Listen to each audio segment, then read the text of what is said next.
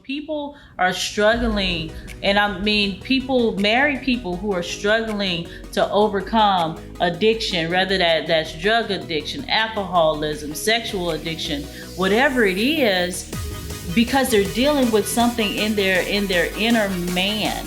They're dealing with something that is, we define it's sinful behavior, sure, but it is a coping mechanism for something that they are. It is a symptom for something that is unhealed in that person.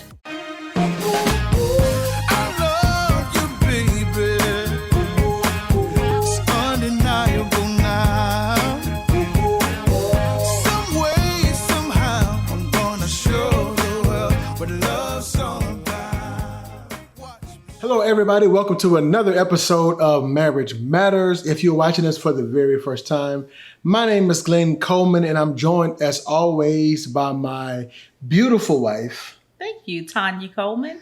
And this is a podcast where we talk about all things relationships, all things marriage. We call it Marriage Matters because we talk about marriage matters and marriage does matter. Right. Yeah. So that's why we call it. So how was your week been? Tell me a little bit about how was your week? My week was good. Just a lot. I feel like you are pretty far away. Not away, but I feel like I'm farther up. Oh, yeah. I'll back up a little bit. But anyhow, it was good. Had a great week. Productive week. Busy week. A lot of things in motion. So a lot of exciting things turning. In motion. So we got a lot of plates spinning. Yeah. So, but it's good. Yeah. So, and it's exciting. And I should have looked the scripture up, but I was listening to the Secret to Success podcast. Jamal King was talking about, there's a scripture in Ecclesiastes where it talks about, planting your seed in the morning, going out to reap in the evening, and not being idle because you don't know which crop it will produce. So I kind of see we're in this era, this season in our life where we got several things going, and I want you to know that that's okay. Absolutely. A lot of times I think we try to. I understand about focusing on the one thing, but you can focus that one thing on that one gift, if you will, on many areas. So anyway, that's not what we're talking about. Right. But when you said that, it kind of triggered that. Yeah, absolutely. I agree. That is definitely where we are, and it's a good season. It's a good time. Yes, it is. So this month we're going to be talking about Unmasked. Yeah. Unmasked. Did I say it right? You said it right. Unmasked. That's kind of a weird word to say. Right. Unmasked. You can't just say unmask, I guess. But you got to get that ED in there. Yeah. Anyway, that's what we're talking about. And no, we're not talking about the debate about should you wear a mask, what the CDC is saying, what the Democrats are saying, what the Republicans are saying. It's maddening. We're not talking about that. What we're going to talk about is the mask that you wear in your life. Yeah. The mask that you wear in life. And when we started talking about this, I started thinking about, it amazes me. I'll just say it that way. One thing I love, and this is just me, this is my preference. I'm not saying what you do is wrong. One of the things I really love about Tynia is she's not really big on makeup. Can you do me a favor? What? Can you scoot over toward you? Yeah, that's making me a little bit more. Yeah. Okay, that's better. Okay. Yeah, that's better. Anyway, it was making me. You had one of those moments, huh? Yeah, if it's not perfect, the whole house. It's still not perfect. Right. It's still not all perfect. good. We're gonna roll with it. Yeah. Anyway, look, she got me all. Anyway, so I'm being unmasked. So. One thing when it comes to makeup, you have a really light touch. I like that about you. Well, a lot of times you don't wear any makeup. But I like that about you. And that's my preference. I'm not saying you do you, boo. Right. That's what they say, right? But it amazes me how there are these videos you can watch, and like this person, they'll literally they'll look like I think one of them they did like. she was Angelina Jolie, and then she turned into like Jennifer Aniston. All these different, a completely different person. Yeah, just by makeup, or these. I like to say masks. So I think a lot of times we do that in life. And we're going to talk about, sometimes you have to be adaptable in life, but that's not what we're talking about. We're talking about whenever you try to hide a piece of your true self in order to accomplish whatever. And we want to talk about how that affects your marriage. Yeah, absolutely. I think it's one of those areas that it's not a new area. I don't think it's a new behavior, but I think in our society, in the culture of today, that people are doing it more and more. Yeah. That they feel the need to do it more and more because we have so much access to the other people's lives that they present to us. Not to say that that's their true selves, but we have so much access to that now that that comparison kicks in, and it's like I need to show up better than, or I'm not completely happy with what I have, and so I'm going to try to imitate, duplicate, or outdo what someone else has. And so we put on these facades. We add the extra makeup or whatever it is that you decide to do to yourself to make yourself feel better on the outside, and not just the physical, but also the things that we put on mentally, emotionally, spiritually, even to show up as this person or that person. Yeah, that's good. And I was going to ask you that. Why do you think that is? But you kind of addressed it. It's just it's more. It's way normal. We got this whole thing the thing about catfishing. How you know that term?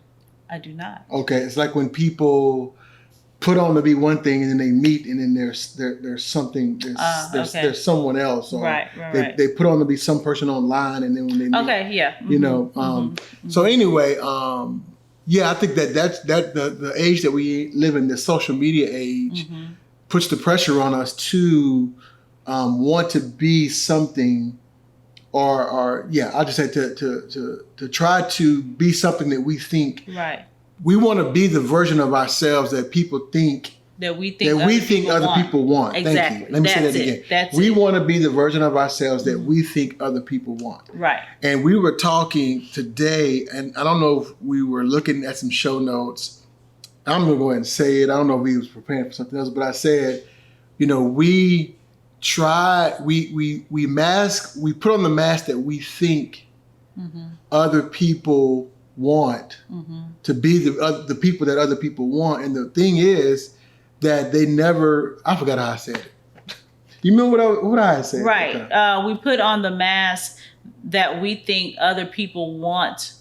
We put on the mask of the person that we think other people want for us to be. But and they never have the opportunity to get to see the real us. Yeah. So they're like getting to know, it's like they're getting to know it's a false identification of yourself. I know what it was. I know the thing was, our ultimate goal is we want to be accepted. We want to be accepted. Right. So we put on the mask to be accepted. Right. In that environment, whatever that is. But we are really not accepted because they're accepting something that's not really us. Right. Exactly. That's what I wanted to say. Yeah. So anyway, you brought up something really great while we were talking earlier. You mentioned the movie Mr. and Mrs. Smith. Yes. And that is such a great example of how not being our true selves, not being vulnerable, putting on these, and it's a tragedy that happens in marriage. Talk about that a little bit, like. What? Yeah, just talk about how that's happening in marriage. Well, it is, I think, and we said this earlier in our conversation, that what happens is that, okay, and I'll just use some, an example. So you have maybe these people that maybe they've met online, right? Mm-hmm. And so you have this online facade, this person that you put out on social media, you only post the best, all the highlight reels and all of that mm-hmm. kind of stuff. Some of it is true, some of it is not, right? And so you meet this person, these two people meet. And so because you met me there first, I begin to make sure that I'm playing this role that I presented online. Mm-hmm. And this may happen online. I don't want to get stuck with just online, right. But also with people, period, that meet and come together. We put out our best selves. Yeah. Because what I was going to say is I still see it happening, and it may not be that, but it may just be because of your past. Mm-hmm. The mask is a way for you to hide from your hurt emotions, the mask is a way to hide from your disappointments. Right, we were getting there. Oh, okay. We hadn't gotten there yet. Okay, let me. You jumping ahead. All right, my bad, bro. I'm No, bring it back, bro. Okay. Thank you. Okay, I just rewinded myself. Okay, appreciate it. All right. So, Mr. and Mrs. Smith. Yeah. So we were talking, and that movie came to mind. Mm-hmm. So you have these two undercover agents. Mm-hmm. Right? They're really undercover because the person that they're married to does not know that they are undercover agents, mm-hmm. and so they present to be going to work every day, doing these. I don't remember what kind of jobs they had. I'll just say corporate jobs. I'm not sure what they pretended they mm-hmm. were doing. But they were both working as undercover agents. Mm-hmm. And so because they were both withholding from mm-hmm. the other person, they were always suspicious of the other person. Mm-hmm. And it showed up in their relationship. Yes, there was in every way. There's such a tension. It's like this, it's almost like, how, like a waltz. Like mm-hmm. they were this very tense waltz in their relationship and their maneuvers, in their lives. Mm-hmm. It was their friends didn't know who they really were. They mm-hmm. were, they went to a dinner party and they presented as these completely different people mm-hmm. than who they really were. Yeah. And it was like they didn't talk a lot. They were, and I remember the scene about, them. They were seeing their marriage counselor, and the marriage right. counselor was like, "Well, how often do you guys have sex?" And right. he was like, "Hardly ever." Right. Yeah. But like at the end, after they really found out who they were, he's like, "Ask me the sex question." He was like, right, 7 times a week or right, whatever the number was. Because the walls are dropped now. Because intimacy comes right. out of vulnerability. Exactly. But, there's been so many couples that, we've talked to mm-hmm. and they said something along the lines of, I've been trying to connect mm-hmm. with my partner, with my spouse. But there's always something there. Right. What's there is the mask. That's the thing. That's the mask. That you can't allow people in when, you. And the other thing is like, I don't like always having to be on. Yes. Yes. Because whenever you put on that persona, mm-hmm. then you never can. I should have worn my B shirt. Mm-hmm. You can never just be. You can. Right. You always have to have this facade of I got the Superman shirt on. There you go. And some of us, that's our facade. Mm-hmm. That nothing ever bothers us. Mm-hmm. We got it all together. Mm-hmm. We're successful. Whatever. Mm-hmm. And the truth is so far from that. Right. So, and the thing is that you can, quote unquote, have it all together. You can be very successful in what you do as your career or your calling or whatever it is that you want to describe it, but you can be failing in your marriage. Yeah.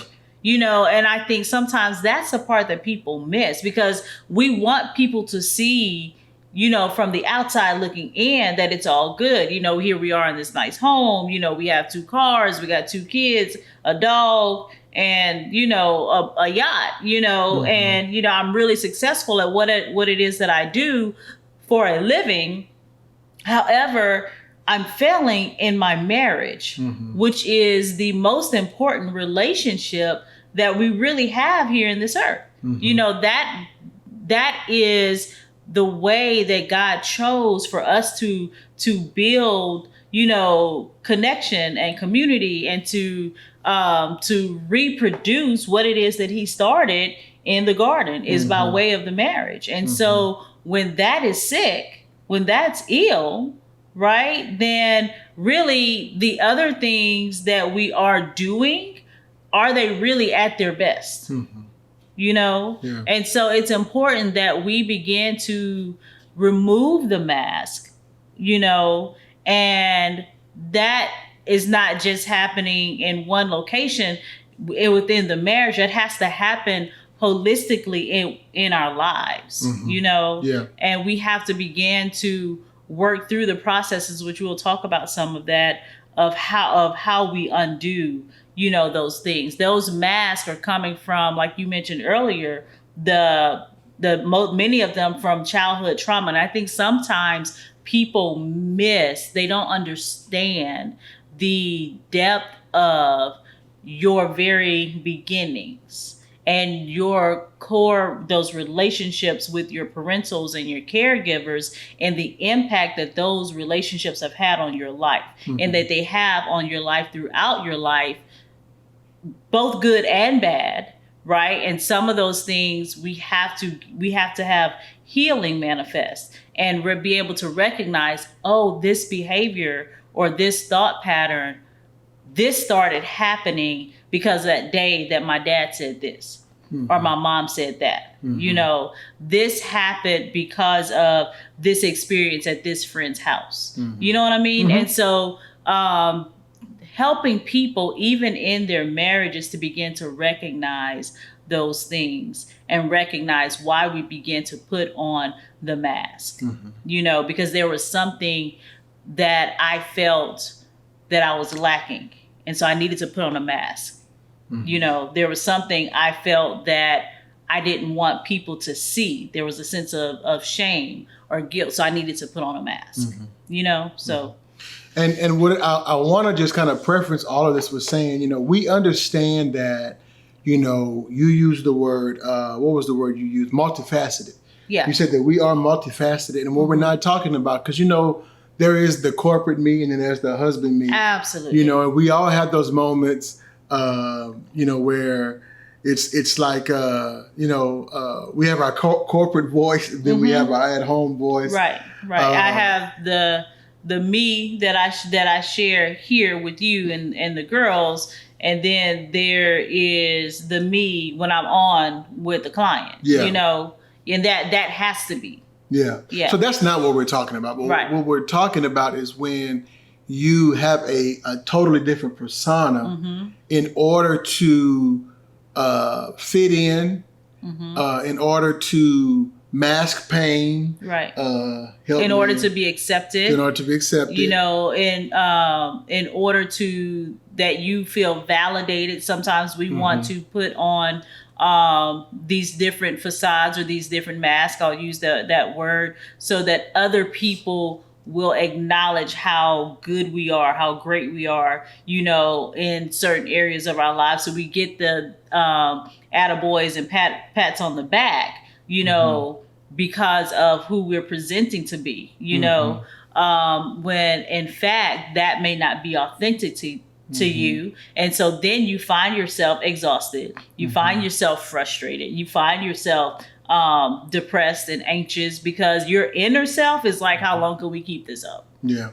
And you know the thing about that is, you know, when you live that way, you're robbing your spouse, you're robbing your kids, you're robbing the world of experiencing, because there's something that's unique about you that God desires for you, that expression, that flavor to be expressed in the earth. Absolutely. And I think, you know, what we want to talk about this month is how to help people or give people tips and tricks. Yeah, absolutely. How do you come to terms with that? How do you accept that? How do you value that? and that's the other thing is for me, I had to learn to value that, my uniqueness. You know, like one of the things, and I'll just give this example, a moment of transparency is, I am a very, to myself, introverted, I would say, person. And what that means is I draw strength. I recharge by being in solitary. Sure. You know, that's how I recharge, right? And so with that, and most people don't believe this about me, but I am not a big talker. You know, and so there'll be times where I'm in an environment, and a lot of times it was church, and I felt the pressure to have something to say. And so I would just say something just to say something, because I was not okay with the uncomfortability. Is that a word? I always making words up on this. I did. He asked me, is that a word? I don't know. But the uncomfortable atmosphere that was created by silence. Right. And it's not that I wasn't okay with it, but I was uncomfortable with making other people feel uncomfortable by you not having anything to say. And what I had to come to terms with, but if they're uncomfortable in my silence, then that's not my problem. So I had to become okay with it. And sometimes it was like I didn't want people to think I didn't know. Right. You know, that pressure. And so I got to give an answer. But I'll say this. Let me say one more thing. I'm sorry. The greatest leader in that Jesus Christ. There was a time whenever, you know, the Pharisees asked him a question with the woman caught in adultery, right? And the Bible says that he bent down on the ground, started writing in the dirt. And I know there's a lot of different theories of why he did that. But for me, this is what I asked Holy Spirit one day, what was that about? And what he told me was, I didn't know what to say. So I didn't say anything. And then when God gave me an answer, I said it. Right. And for me, that really helped me because I don't have to always have something to say. Absolutely. And if people demanding answers of me, I don't owe anybody an answer. Absolutely. Absolutely. I think, you know, one of the greatest, you know, therapeutic practices for me that I've learned is being comfortable in the silence. Is to become comfortable, because sometimes, you know, in talking with people, working with people, you know, when they're not used to expressing their feelings and their thoughts, and we're working through some of those things. And sometimes they'll just get quiet. And, you know, typically as a counselor, as a therapist, you will ask more questions. But sometimes I'll get this and we'll just sit and become comfortable with the silence. And eventually they will begin to open up and talk, because they've had an opportunity to let the atmosphere settle. So when you said that triggered that sometimes you just do need to become comfortable in the silence. Yeah. But for me, that was one of the masks that I was wearing. It's like I had to be, you know, the person with the answers. I had to be, and I began to identify, my identity came with that. And so now one of my favorite phrases to say now is, I don't know. Yeah. I don't know. You know, and then what that does is it also helps people. It forces other people to be able to find out for themselves. You know, so another note that we had here is that a byproduct of masked living is that my worth it becomes where it's based on other people's opinions of me instead of what I think and value about me. Exactly. And we just left out of the series we did on the codependency and dependency. So, but that's one way to lead to codependency and dependency is when you're doing things to make people like you, or you're doing things to make people accept you. Right. You know? Yeah. So I just wanted to, what do you think? So I think that's, you know, that's absolutely true. One of the other things that we lose is that we lose ourselves. We lose our true authentic identity, because we've put on so many things. We have learned to, however they expect me to be in this environment, that's who I'm going to be. That's what I'm going to put on.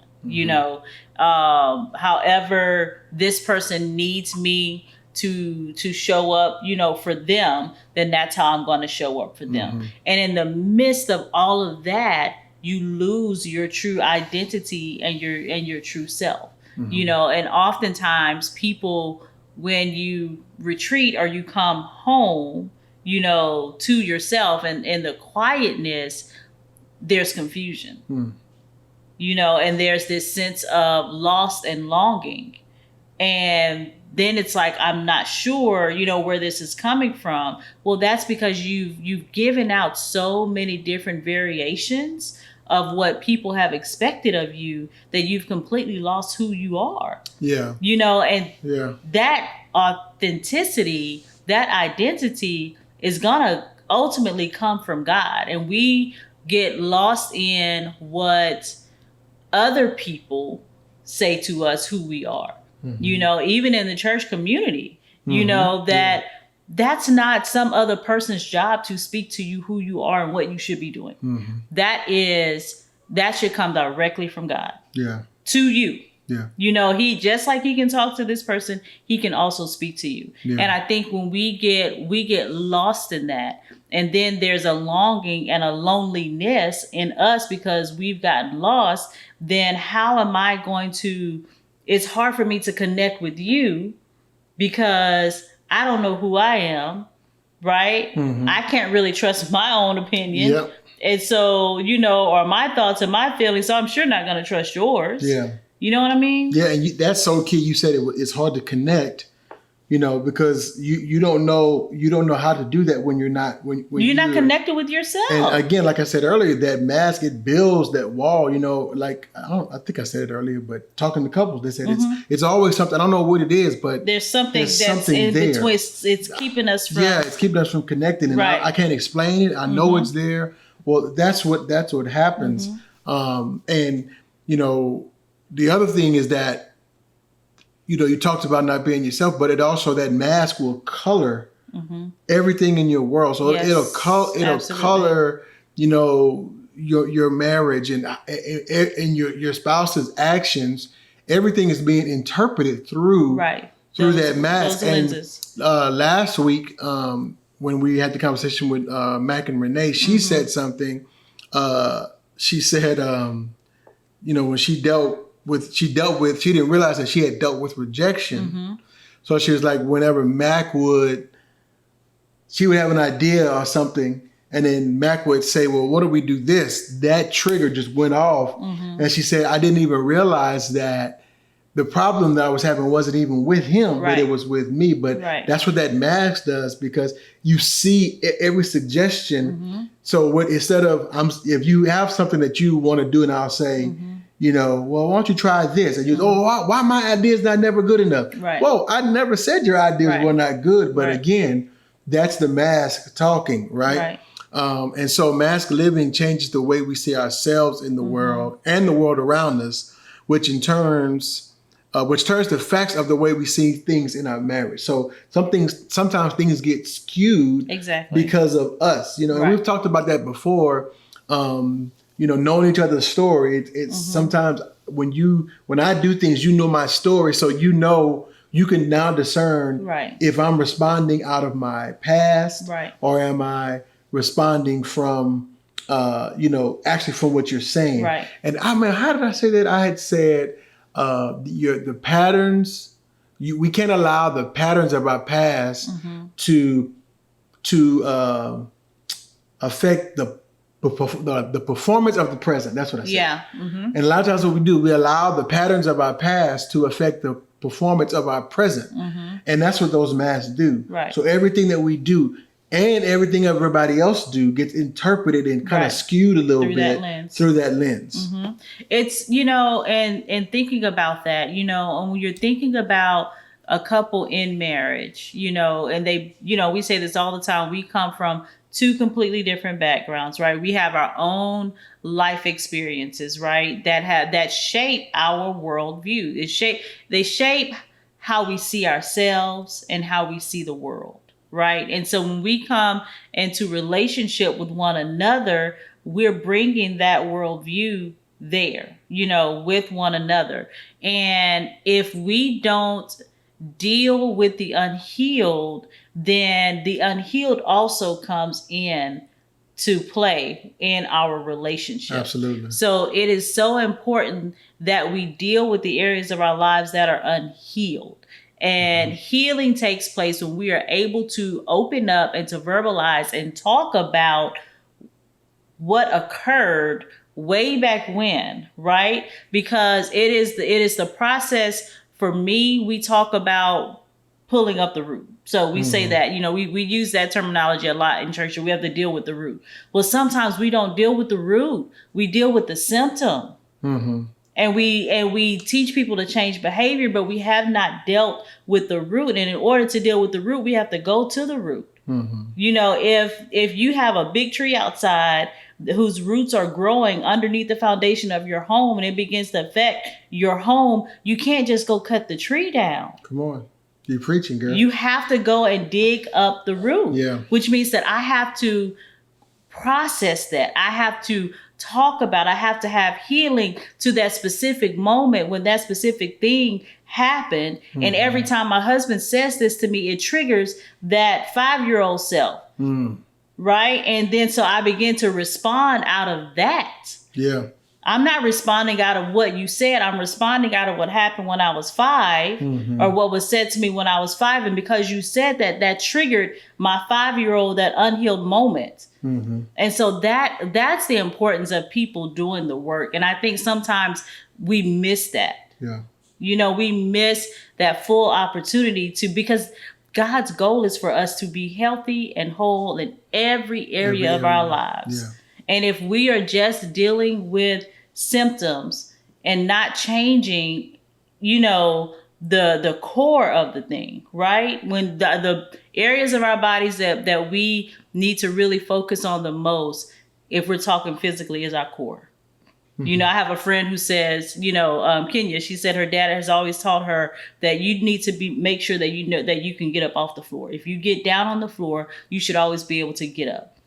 That means that you need to be able to use your core muscles. I don't care how old you are, and so we have to deal with the core, get to the root. And so those are the things that when working with couples, I think the more and more that we do that we're seeing that more and more in the manifestations of those things, that when people begin to open up and we ask the right questions, those are the things that are coming forth. Yeah. And that's what we found. And even in our own personal lives, it's like the issues that Tynia and I have experienced, I would say 90% of them have nothing to do with, maybe even a higher percentage. I don't know. But I'll just use 90 because it sounds good. But 90% of those issues have nothing to do with, 90% of the issues that I have with Tynia have nothing to do with Tynia. And that's so unfortunate and unfair to her. So that's why it's so important that, and we say this all the time, and even when we do work with couples, one of the things that we do is we work on the individual. Yes. As we work on the marriage. And what we have found is that when you heal the individual, when you heal the two, the one gets healed. Absolutely. Absolutely. And it's like having, two contaminated rivers that merge into one, and you're at the front end of this river trying to get all the contaminants out where, I don't know if that's a great example, but it's like if you go and deal with the source of the contamination upstream, then, you're going to save yourself, a lot of trouble. And I think we do that a lot. Like you said, in our lives, we deal with the symptoms, because dealing with the actual root or the source, dealing with the pain, that is not an easy thing. I will be honest with you. It is not an easy thing. It's not a fun thing to do. But what you have to do is for me, here's what it was. Once I started doing this work and I saw the results, I never forget. It's like the first one of the programs, and we'll talk about this a little bit later in this month. We talk about Growth Challenge, but I remember coming home from Growth Challenge and just sharing all of the stuff that I had. It was just so. It was like a weight had been lifted off of me. Yeah, you could see it, like literally, you could see it, and it wasn't. Sometimes we have experiences, those mountaintop experiences, right? And we're excited in the moment about the change and the experience, but over time, the excitement and the change wanes away. And here's the thing: what I just got was. This wasn't a mountaintop experience. No. It was an experience in the valley. Yes. But what had happened was like some of the weight was lifted off of me so I could climb a little bit easier. Right. That was the point. You know? Yeah. And so our encouragement to you this month is we want to help you. We want to walk with you and help you to maybe become a little bit more aware of you may be that person who is wearing the mask. Right. And even in your marriage, because the tendency is either I'm going to be we were talking about this earlier, I'm the angry wife or the angry husband, where I'm going to just everything that you say and do, I'm going to be antagonistic against it. I'm just agitated with everything. Or I'm going to be the just go along with everything husband or the go along with everything I'm wife. the submissive wife. I have, nothing's wrong. Whatever you say, yes, sir. Yes. And probably both of those are a mask. Exactly. Because probably both of those are not your true self. Right. And you're doing those, you may be doing the angry thing to protect yourself. Right. Because the last time you let someone have complete control, or not complete control, but open yourself up, be completely vulnerable with the person, you got hurt really bad. Right. Or you don't want to disappoint, or you don't want to upset, so you just go along with everything. Well, that's not true. That's not your true self. So what we want to do is help you to identify those things in your life, and then give you some strategies and how you can how you can take the mask off, how you can live unmasked, naked and unashamed. Yeah. Yeah, just like Adam and Eve. That's it. Right. Listen, I wanted to share this scripture, and this is 3 John 2. It says, "Beloved, I wish above all things," and I want to say it like I heard on Secret to Success podcast the other day. They read it not beloved, but beloved. I wish above all things that thou mayest prosper and be in health, even as thy soul prospers, that you may prosper, that you may be in health in the way that your soul prospers. Your soul is a compilation of your mind, your will, and your emotions, right? And so that's why it's important that we deal with the mind, that we heal the mind, the will, and the emotions. Your will is your decision maker, and your will is going to follow where your mind and your emotions will take it, will take them. So it's important that we dig in and that we do this work to heal our emotions. Yes, God is concerned with emotions. God is concerned with how you feel. And I think that we forget that. We leave that out. And it's so important